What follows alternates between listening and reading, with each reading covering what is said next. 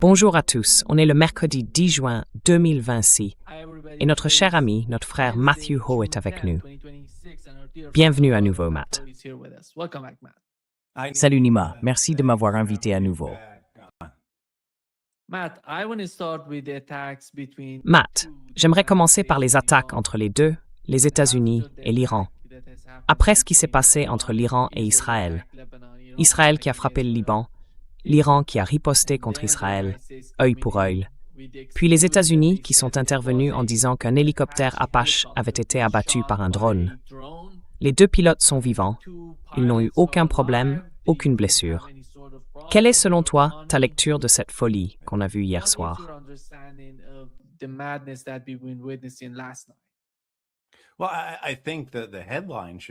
Eh bien, je pense que le titre devrait être « L'Iran est aux commandes ». Je veux dire, le fait que les Iraniens aient réagi de façon disproportionnée à la réponse proportionnée des Américains après l'incident de l'hélicoptère Apache. On peut en discuter, imaginer ce qui a pu se passer. Quoi qu'il en soit, c'est arrivé. Le président des États-Unis publie un message disant qu'un Apache a été abattu. Encore une fois, qu'il l'ait vraiment été ou non, personne ne le sait, et il s'excuse. En gros, il dit « Par nécessité, je dois réagir ». On peut lire entre les lignes, c'est très clair. Il dit « Je ne veux pas le faire ». Mais à cause des réalités politiques, à cause de la manière dont les choses fonctionnent, je dois répondre.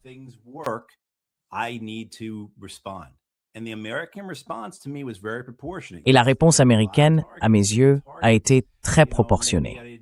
Oui, ils avaient beaucoup de cibles, mais ces cibles, enfin peut-être que je ne les ai pas toutes vues aujourd'hui, mais celles dont je lisais les descriptions concernaient des systèmes de défense aérienne, des radars, des systèmes de commandement et de contrôle des drones, ainsi que 2 sites situés dans la zone du détroit d'Ormuz, entre Bandar Abbas et Keshm. Donc, très proportionné de ce point de vue-là. Ils ne cherchaient pas à élargir le conflit, ni sur le plan horizontal, ni sur le plan vertical. Et la réponse iranienne, elle, a été de frapper Bahreïn, et ils ont frappé la Jordanie. Autrement dit, les Bahreïnis ont décidé de monter d'un cran, d'escalader la situation, en disant « Écoutez, on avait fixé les règles, et ces règles étaient claires. Si vous nous frappez, on répondra à 150%. »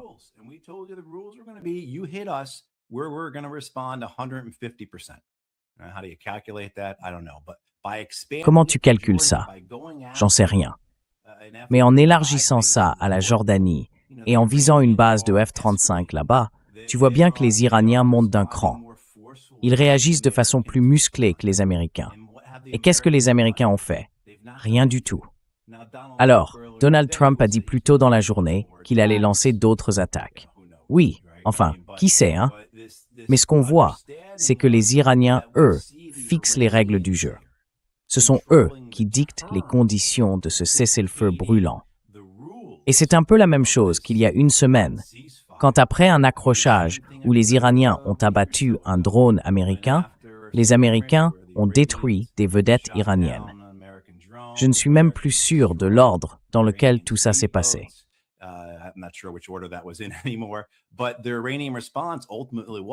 Mais la réponse iranienne, au final, ça a été de frapper le quartier général de la 5e flotte américaine à Bahreïn, de frapper le camp Arif Jan au Koweït et de percer des trous dans les toits de l'aéroport international du Koweït. Donc encore une fois, quelle a été la réponse américaine à ça? Aucune. N'est-ce pas? Je veux dire, je pense que le monde est habitué à voir les États-Unis comme ceux qui décident quand tout ça se termine, ceux qui ont le dernier mot, ceux qui ont la dernière chance de riposter et qui donnent l'ordre final dans ce genre d'échange. Et là, on voit que ce sont les Iraniens qui ont pris cette position. Ce sont eux, en fait, qui fixent les règles. Comme pendant la campagne aérienne, la campagne de 5 semaines en mars et avril, on a vu les Iraniens prendre l'initiative, imposer le rythme et surtout établir les règles de cette campagne.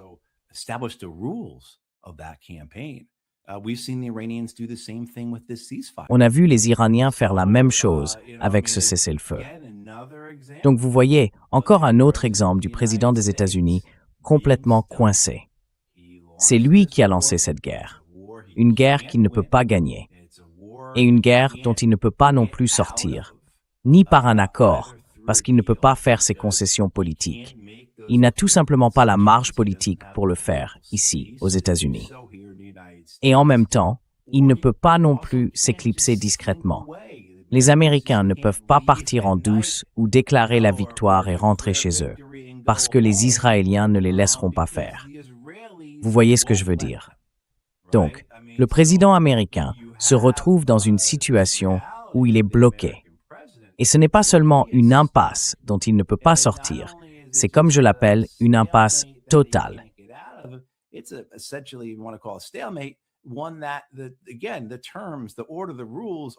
Encore une fois, les conditions, l'ordre, les règles, tout ça est dicté par l'Iran, pas par les États-Unis. Et comme vous le savez, Israël fait ce qu'Israël veut faire, peu importe la manière dont ils vont perturber les choses. Mais en plus, on a cette catastrophe économique qui se profile à mesure que les stocks de pétrole s'épuisent. Le pétrole iranien et russe, ces millions et millions de barils qui flottaient encore il y a peu, diminuent, sont vendus. Les réserves stratégiques de pétrole dans des dizaines de pays à travers le monde sont elles aussi en train de baisser. Et ces stocks, qui servaient de coussin ces derniers mois, disparaissent. Alors, que se passe-t-il après? Ce n'est donc pas une situation où Donald Trump et les États-Unis sont clairement aux commandes. En réalité, les Iraniens et les Israéliens contrôlent bien plus la situation que les Américains. Et bien sûr, encore une fois, il y a cette conséquence économique majeure qui approche.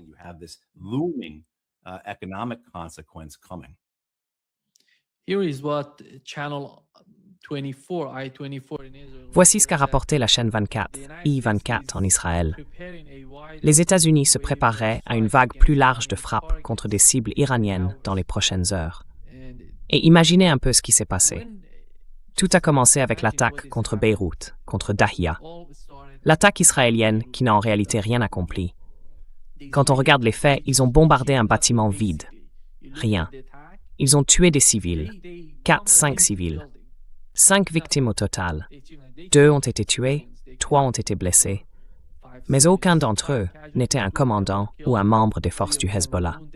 C'est là que tout a commencé. Et puis hier, on a entendu parler de cet hélicoptère Apache. Mais il n'y a aucune preuve.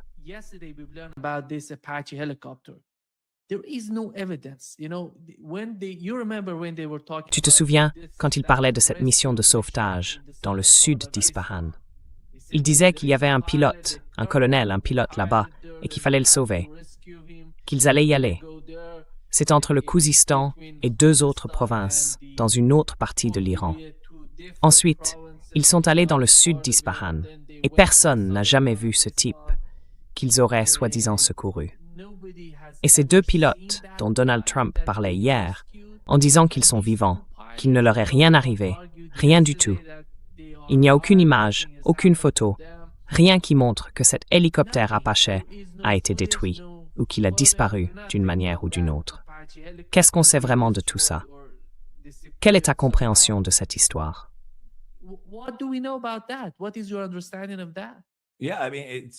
Oui, enfin, c'est très proche de ce que vous venez de dire. On ne sait tout simplement pas. Le plus important, c'est que si les Iraniens l'avaient abattu, ils nous auraient montré la vidéo. Ils l'auraient mise en avant. Et célébrer.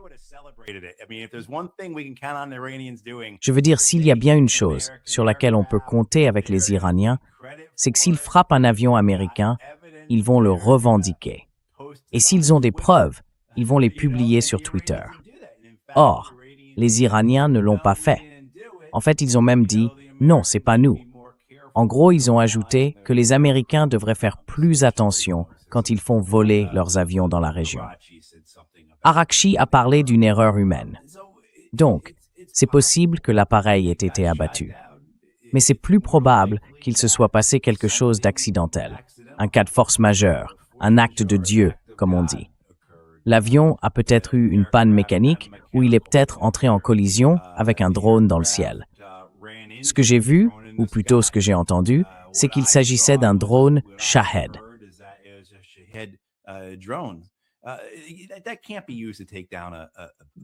On ne peut pas s'en servir pour abattre un avion ou un hélicoptère.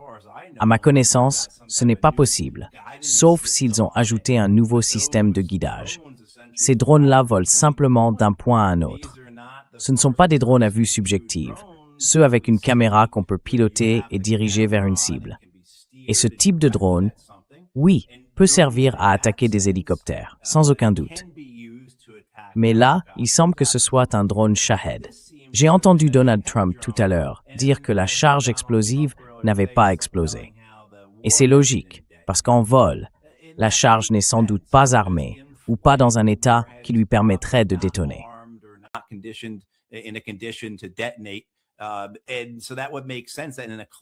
Donc, il est logique que dans une collision comme celle-là, l'ogive n'ait pas explosé.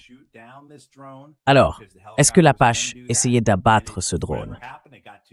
Parce que les hélicoptères en sont capables. Quoi qu'il se soit passé, il s'est approché trop près. Est-ce que c'était juste un vol de nuit et par hasard ces deux engins se sont croisés? Le ciel est vaste, mais ce genre d'incident arrive de temps en temps. On ne sait pas vraiment. Peut-être que dans 6 mois, 1 an ou plus tard, il y aura une enquête du département de la Défense ou de l'armée qui expliquera ce qui s'est passé. Mais pour l'instant, les deux camps vont en tirer parti.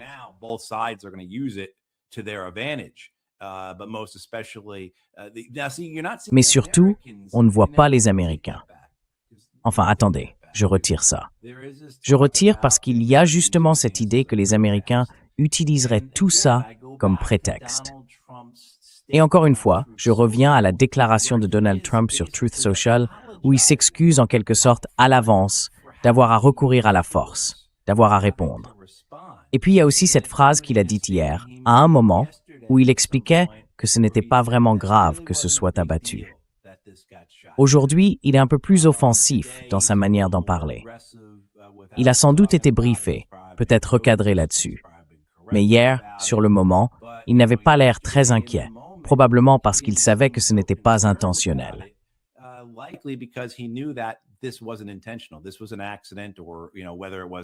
C'était un accident. Ou bien, vous savez, peut-être que l'Apache est entré en collision avec le drone, ou que le drone a percuté l'Apache, ou encore que l'Apache a une panne mécanique. Oui. Enfin, si les Américains avaient vraiment voulu s'en servir comme prétexte, ils n'auraient pas mené une frappe limitée, n'est-ce pas? Ils auraient lancé une attaque bien plus importante. Là, ils ont frappé les installations de traitement de l'eau, les réservoirs dans la zone, et ils ont coupé l'eau à une partie de la population locale. Environ 20 000 Iraniens n'ont plus d'eau. C'est un crime de guerre. Mais ce n'était pas une attaque d'infrastructure à l'échelle qu'on verrait si c'était vraiment un prétexte délibéré. Donc, si les Américains avaient vraiment voulu marquer le coup, s'ils avaient voulu faire pression sur les Iraniens, ils auraient visé des infrastructures bien plus importantes.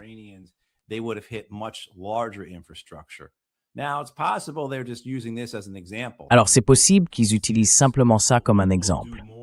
Vous voyez, ils font ça et on en verra sûrement d'autres.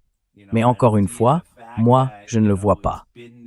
Et le fait que ça fasse maintenant presque 24 heures depuis la réponse iranienne, ou qu'on s'en approche, et qu'il n'y ait toujours pas de réponse américaine à cette réponse iranienne, qui sait?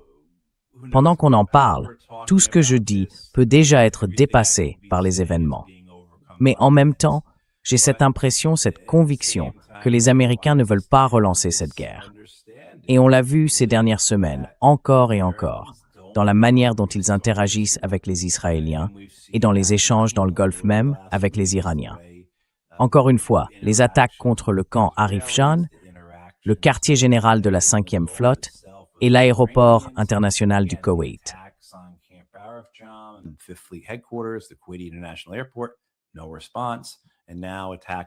Aucune réponse. Et maintenant, de nouvelles attaques contre le quartier général de la 5e flotte et contre la base aérienne en Jordanie. Donc vous voyez, cette escalade continue et les Américains ne réagissent pas vraiment. Mais bon, on verra bien. Comme je l'ai dit, en ce moment même, ça peut être en train de se produire. Ce que je dis est peut-être déjà dépassé par les événements. Mais je pense que franchement, les Américains sont coincés. Et la question c'est, qu'est-ce qu'ils vont faire? Et puis, il y a cette échéance liée au stock de pétrole.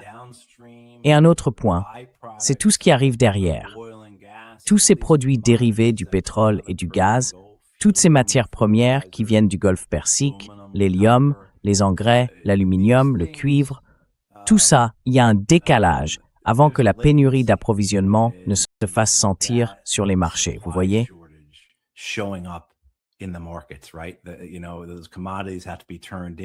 Vous savez, ces matières premières doivent être transformées en produits que les consommateurs achètent ensuite.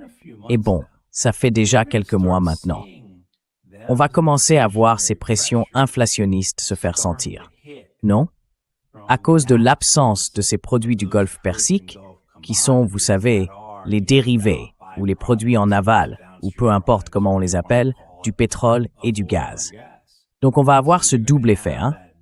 D'un côté, l'inflation de l'énergie et de l'autre, l'inflation des matières premières, qui finit par devenir une inflation sur les produits de consommation.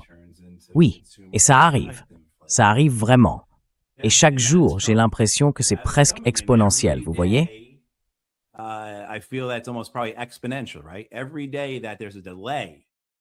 Chaque jour où la fin de cette situation est retardée, où on tarde à revenir à ce qu'on appelle, entre guillemets, la normale. Même si, d'après ce qu'on comprend, on ne reviendra pas vraiment à la normale, il y aura une nouvelle normalité. Chaque jour de plus aggrave les choses. Le dommage ne s'étend pas seulement d'un jour supplémentaire, il devient presque exponentiel. Et les conséquences, les coûts, la pression, tout ce qui découle de cette guerre économique vont se transformer en une véritable tension politique. Pas seulement dans le Golfe, pas seulement aux États-Unis, mais partout dans le monde. Voici ce que Donald Trump a tweeté. Here is what Donald Trump tweeted. Matt, j'ai donné l'ordre à notre formidable armée américaine de mener une mission secrète pour escorter les pétroliers et d'autres navires commerciaux à travers le détroit d'Ormuz. Aujourd'hui, je suis heureux d'annoncer que cette opération a permis à plus de 100 millions de barils de pétrole de traverser le détroit d'Ormuz et d'arriver sur le marché mondial. Et l'autre point, c'est que les États-Unis, ça représente bien 50 navires, non? Je veux dire, ça fait 50 navires, oui. Oui, vous savez, c'est ça, tout le débat. Mais l'autre point, c'est que le secrétaire américain à l'énergie, Chris Wright, a déclaré lors d'une audition au Congrès plus tôt dans la journée qu'il n'était pas au courant que les États-Unis aient pris des millions de barils de pétrole à l'Iran, comme le président Trump l'avait affirmé devant les journalistes.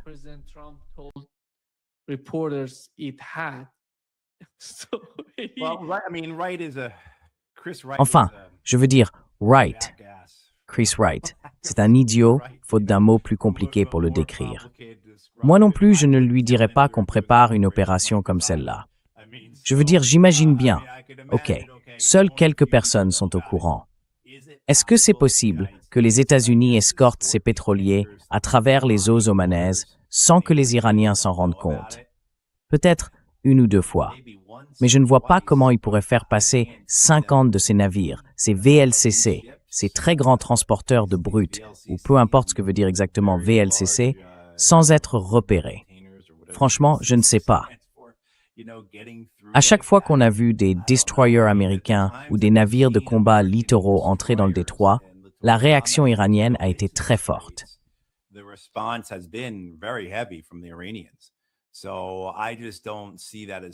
Je ne vois tout simplement pas comment ce serait possible. Mais bon, qui sait?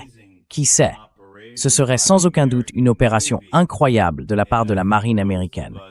Et je pense que la plupart d'entre nous diraient qu'une opération aussi impressionnante, c'est tout simplement quelque chose que la marine américaine n'est pas capable de réaliser, vu la façon dont elle s'est comportée ces dernières années. Pas seulement ici, dans le golfe d'Oman, la mer d'Arabie ou le golfe Persique, mais aussi en mer Rouge et un peu partout dans le monde. Franchement, je ne vois pas la marine américaine réussir un coup pareil. Mais bon, peut-être qu'on sera surpris. Peut-être que c'est vraiment arrivé. Moi, je pense que c'est juste une autre des fantaisies de Donald Trump. Vous savez, il dit juste des choses.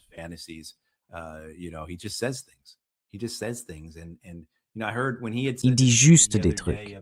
Et j'ai entendu l'autre jour quand il a dit qu'on était à 2 ou 3 jours d'un accord. J'ai entendu à la fois sur Al Jazeera et sur Democracy Now! L'un disait qu'il avait déjà dit la même chose 37 fois au cours des 2 derniers mois et l'autre disait 38 fois. Donc oui, il dit juste des choses. Franchement, je doute beaucoup qu'une telle opération ait eu lieu. Mais je suis sûr qu'Hollywood est déjà en train d'en faire un film.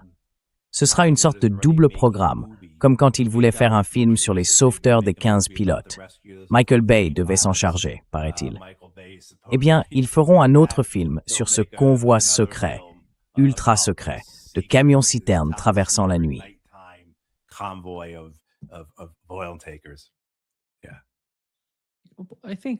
Oui, je pense qu'une partie de ce que Donald Trump essaie de faire, je ne sais pas à quel point ça peut marcher, mais il essaie de ramener la situation à ce qu'elle était avant le début de la guerre. À ce moment-là, il y avait une sorte d'impunité israélienne. Israël pouvait attaquer d'autres pays sans qu'il y ait de véritables réponses de la part des autres. Et aujourd'hui, comme on l'a vu avec le cas de l'Iran, pour la première fois, l'Iran a attaqué Israël sans avoir été attaqué par Israël. C'est un fait important. L'Iran n'avait jamais attaqué aucun pays auparavant. Et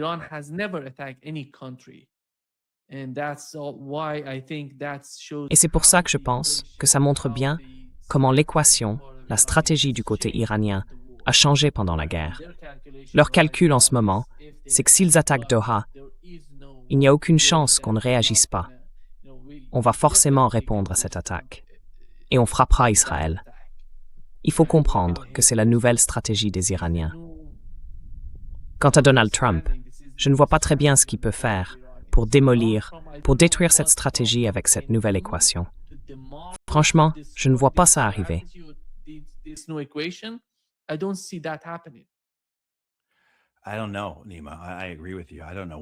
ne sais pas, Nima. Je suis d'accord avec toi. Je ne sais pas ce que les Américains vont faire ici. À mon avis, le mieux qu'ils puissent faire, c'est d'établir, tu vois, on le dit depuis un moment déjà, une sorte de modus vivendi, une sorte d'accord tacite avec les Iraniens. Du genre, d'accord, vous laissez passer les navires, et nous, on allège un peu le blocus. Il n'y aura pas de résolution sur les sanctions, pas de résolution sur les questions nucléaires. On restera dans cet état de guerre larvé, mais sans rien faire de concret. Et petit à petit, on laissera les choses revenir à la normale, ou du moins à ce que sera la nouvelle normale. Je pense que c'est la meilleure voie à suivre pour les deux camps.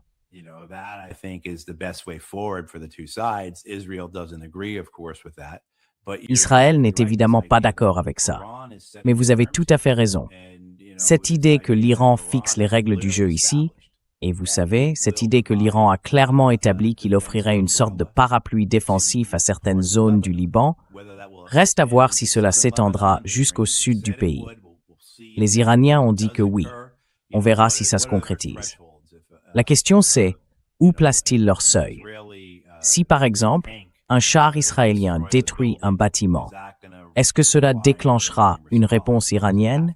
Ou bien faut-il qu'il y ait des victimes civiles, quelque chose qui fasse la une ou même une atrocité? On verra ce que les Iraniens considèrent comme leur seuil d'intervention. Mais vous avez raison, c'est un moment clé dans cette guerre.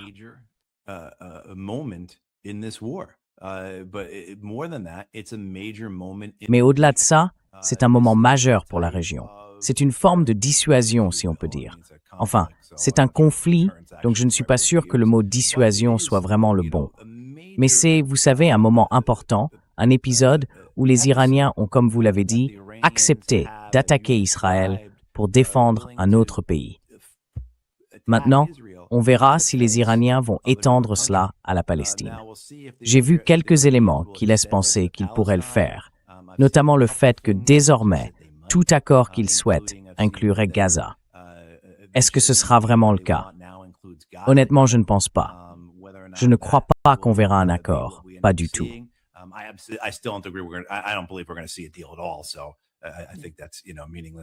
Je pense que tout ça n'a pas vraiment de sens. Mais la vraie question, c'est que vont faire les Iraniens? Il y a quelques semaines, ils ont diffusé un message où, en gros, ils disaient que leurs drones et leurs missiles, leurs tirs, étaient au service de la résistance palestinienne. Alors, est-ce qu'ils vont s'en tenir à ça? Et à partir de quel moment décideront-ils d'utiliser leurs drones et leurs missiles, non seulement pour soutenir le Hezbollah et les Libanais, mais aussi pour soutenir directement les Palestiniens? C'est une toute autre dimension de cette guerre, que beaucoup de gens, il y a encore quelques mois, auraient eu du mal à imaginer. Et je pense qu'il y en a beaucoup qui comprennent maintenant que c'est exactement ce que l'axe de la résistance cherche à faire, à terme.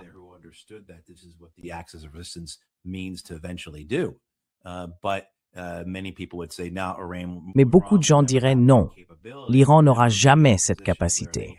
Ils ne seront jamais en position d'avoir ici l'avantage, la mainmise, la domination, si on veut, pour apporter ce genre de soutien au Hezbollah ou à la résistance palestinienne. Et pourtant, c'est bien le cas. C'est clairement le cas. Alors vous savez, je ne crois pas que Donald Trump ait la capacité de retirer les États-Unis de cette guerre.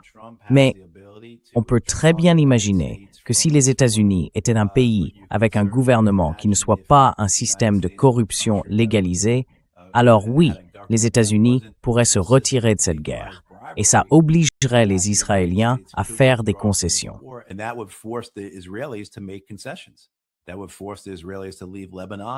Cela obligerait les Israéliens à quitter le Liban et peut-être même à se retirer un peu de Gaza et à ralentir leur annexion de la Cisjordanie.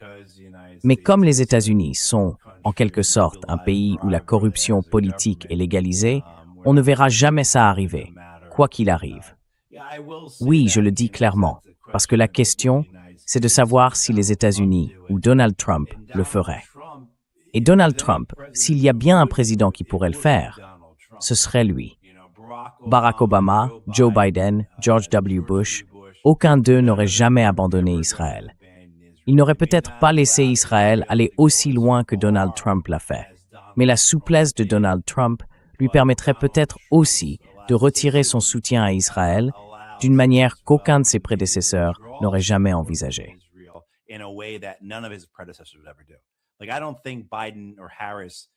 Je ne pense pas que Biden ou Harris auraient accepté cette guerre en Iran. Par contre, ils auraient sans doute approuvé la conquête israélienne du Liban, parce que Biden l'a clairement fait. Il a soutenu cette occupation, cette invasion. Vous voyez ce que je veux dire? Ils auraient aussi accepté la poursuite de l'occupation du sud de la Syrie, l'annexion de la Cisjordanie. Ils auraient suivi le mouvement sur cette prise continue de terre à Gaza, qui est passé, vous savez, de 43% à 51%, puis 60%, puis 70% des territoires occupés par Israël à Gaza. Je pense que l'administration Biden ou Harris aurait accepté tout ça. Mais je ne crois pas qu'ils auraient accepté cette guerre.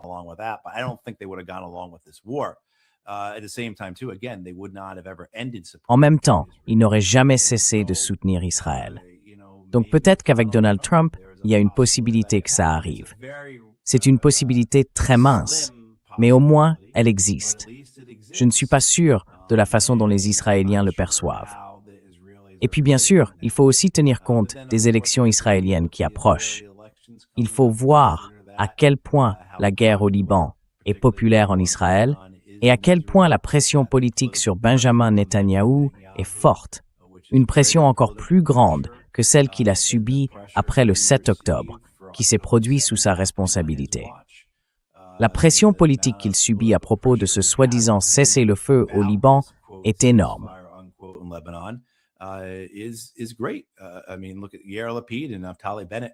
Je veux dire, regardez Yair Lapid et Naftali Bennett.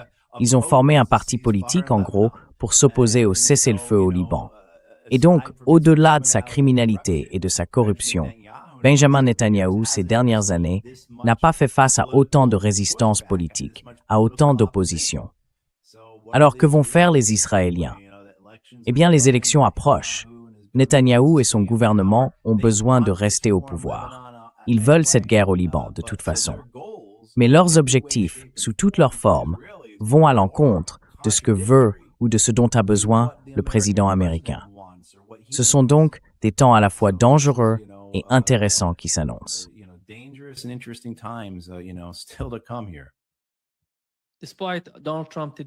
Même si Donald Trump affirme aujourd'hui qu'il va attaquer à nouveau, il a dit aujourd'hui que nous allions attaquer l'Iran encore une fois, il semble qu'il y ait pour l'instant une certaine coordination entre les États-Unis et Israël.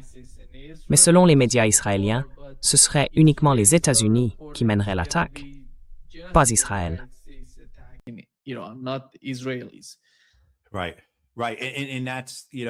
Oui, et donc pourquoi ça? D'accord. Pourquoi les Israéliens ne participent-ils pas? On sait que les Israéliens veulent que cette guerre reprenne, mais on sait aussi qu'ils veulent que ce soit les Américains qui l'amènent. On sait que les Israéliens ne veulent pas continuer à utiliser leurs propres ressources. Ils ne veulent pas épuiser leur stock de missiles balistiques lancés depuis les airs et d'autres armements. Ils sont aussi déjà très sollicités. Ils mènent des campagnes au Liban, à Gaza, en Cisjordanie. On a vu une intensification des opérations israéliennes dans le sud et l'ouest de la Syrie. Et puis il y a aussi les Houthis, Ansar Allah, qui sont impliqués dans cette guerre. Et ça, je pense que c'est un vrai défi. Ils entrent dans le conflit en déclarant que la mer Rouge est désormais fermée à la navigation israélienne.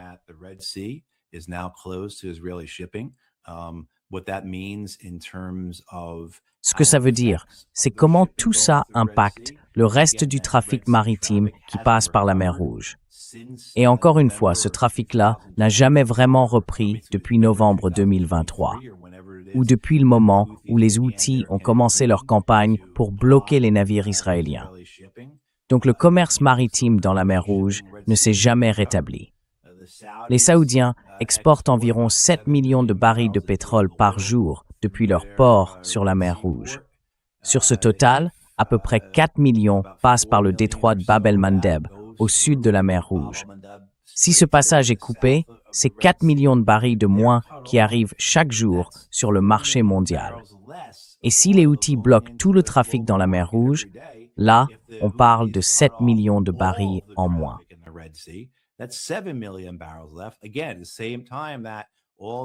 Et en même temps, toutes ces réserves de pétrole un peu partout dans le monde commencent à s'épuiser.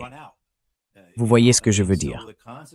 Donc, les conséquences du fait que les Yéménites, les Houthis, Ansar Allah entrent dans cette guerre à ce moment précis sont très importantes. Et puis, il y a un autre aspect. Ils apportent une force militaire redoutable. Ils ont beaucoup d'expérience. Leurs missiles et leurs drones sont de bonne qualité, peut-être pas aussi performants que ceux des Iraniens, mais suffisamment efficaces. Alors, les Israéliens, comment peuvent-ils participer à cette campagne contre l'Iran, alors qu'ils doivent maintenant faire face à un autre front, une autre menace sur leur flanc sud? Vous voyez, les Israéliens sont vraiment surétendus.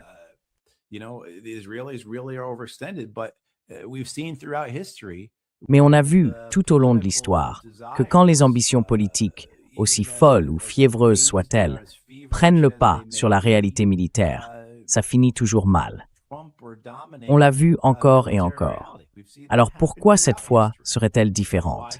Le chef d'état-major de Tsahal, vous savez, est venu ici en disant « Écoutez, on est en train d'approcher du point de rupture ». Il disait ça il y a des semaines, des mois même. Et malgré ça, on entend « Pas de souci, on va lancer une nouvelle opération au Liban. On va pousser au nord du fleuve Litani, on va avancer vers… » Enfin bref, c'est typique, ça s'est toujours vu dans l'histoire. Et ce qui en résulte, la plupart du temps, c'est une catastrophe. Donc on verra bien. Moi, je pense que cette idée, selon laquelle les Israéliens sont en train de se surexposer, et que cette surexposition pourrait causer leur perte, en plus de toute une série de problèmes internes à Israël. Beaucoup de gens le soulignent.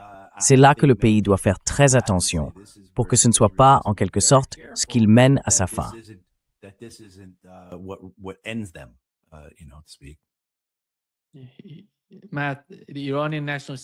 Matt, le porte-parole de la Commission iranienne de la sécurité nationale et de la politique étrangère, il s'appelle Ebrahim Rezaei, a déclaré que pendant la guerre de 40 jours, l'étendue des eaux territoriales de l'Iran avait augmenté et que lors de la prochaine guerre, peut-être que l'étendue du territoire iranien augmentera aussi.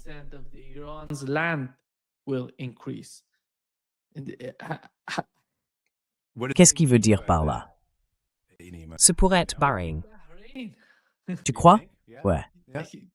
You know that Vous savez que Bahreïn faisait partie de l'Iran. Iran. Oui, oui, oui. You went there in my opinion, he's talking about Bahrain. À mon avis, I understand il parle de Bahreïn. Voilà comment je comprends les choses. Bahreïn, c'est vraiment, quand on regarde la situation là-bas, c'est très critique d'ailleurs. Les dirigeants, ils ont essayé, l'Arabie saoudite a essayé, pendant la guerre, si vous vous souvenez, d'envoyer des forces à Bahreïn pour maintenir le calme. Et on sait que la majorité de la population est musulmane chiite, et que cette majorité, vous voyez, est opposée au pouvoir en place, qui est différent. Voilà, c'est ce que ces propos impliquent, selon moi. This is the implication of what he said, in my opinion.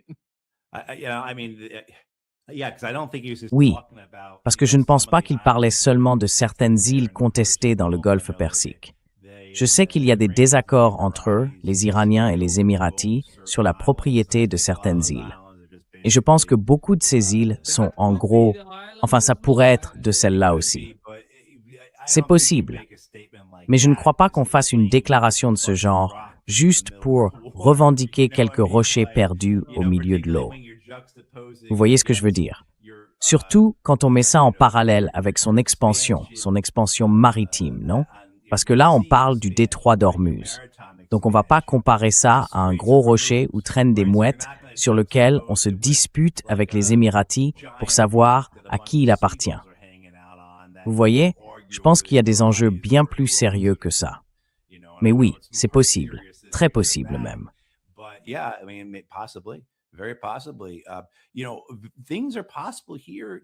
Tu sais, Nima, il y a des choses qui sont possibles aujourd'hui, ici, que franchement, si on en avait parlé il y a un an, ça aurait semblé complètement absurde.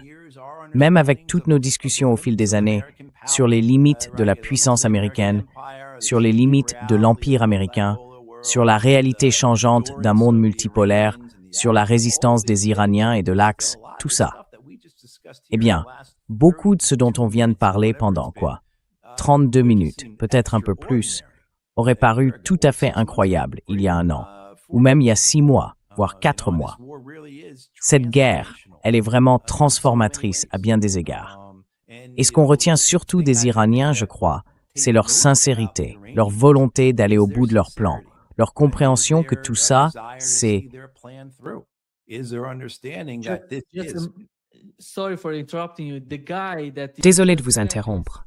Le type qui vient de dire ça, au moment même où Israël a attaqué Dahir, il a dit « Ce soir, on va frapper Israël », à ce moment précis. Et personne ne parlait d'attaquer à ce moment-là. Et l'Iran a attaqué, le même gars qui avait dit ça. The same guy that said that.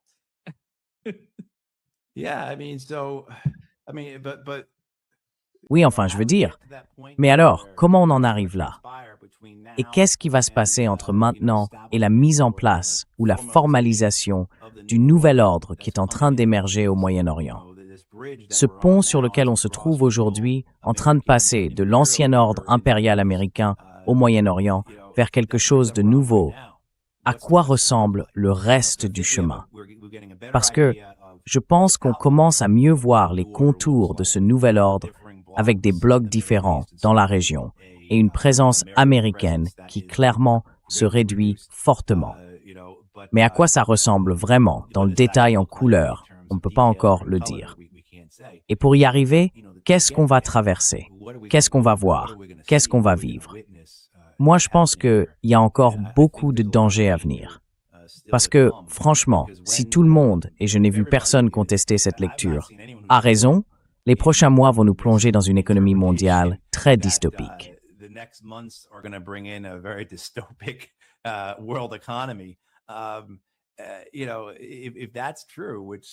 Tu sais, si c'est vrai, et, encore une fois, à peu près tout le monde le dit, les choses vont devenir dures, vraiment dures.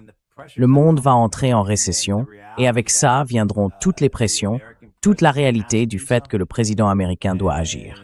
Et utiliser plus de force, même si c'est inutile, reste pour lui une option politique bien meilleure que de ne rien faire. Alors, on en revient à cette question. Qu'est-ce que les Américains peuvent faire qu'ils n'ont pas déjà fait? Les États-Unis n'ont pas d'armes ultra secrètes qu'ils pourraient sortir pour vaporiser les Iraniens, sauf peut-être les armes nucléaires. Et on en a déjà parlé. Donc, on se retrouve encore à ce moment où il faut se demander qu'est-ce que les Américains ou les Israéliens feraient pour essayer de reprendre l'avantage et mettre fin à tout ça. Et franchement, l'idée d'une arme nucléaire n'est pas si farfelue que ça. Yeah. Matt, just to wrap up this session, Matt, pour conclure cette session, NBC News a rapporté que Donald Trump fait pression sur l'industrie de la défense américaine pour qu'elle produise plus d'armes. Il aurait dit qu'il faut augmenter la production parce que la bourse est en baisse et qu'il faut bien faire quelque chose à ce sujet. Le type parle, d'une manière ou d'une autre, de fabriquer des armes. On dirait qu'il parle d'un truc anodin, comme si c'était une sorte de glace qu'on met dans le...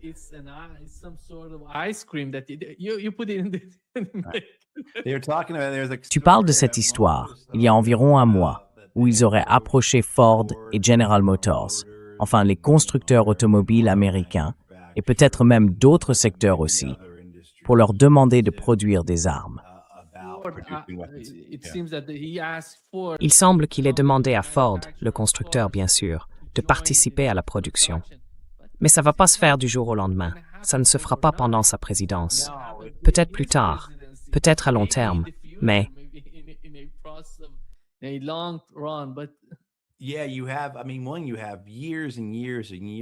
Oui, c'est vrai. Je veux dire, d'abord, il y a des années et des années de commandes en retard chez les fabricants d'armes américains. Des années de retard. Et Donald Trump aime l'idée que l'industrie américaine de l'armement soit l'une des grandes sources de revenus des États-Unis. C'est l'un des rares secteurs où le pays a encore une vraie capacité d'exportation. Et ces dernières années, les Américains ont en fait exporté plus d'armes que de nourriture. Vous voyez, on exporte plus de missiles, de drones, d'avions et de navires que de maïs, de soja et de tout le reste. Donc oui, je pense que ça fait partie du tableau aussi. Ce n'est pas seulement pour reconstituer les stocks, c'est aussi pour vendre des armes et générer des revenus ici. Mais bon, comme tu l'as dit au début, on parlait de folie. Et c'est bien là qu'on en est.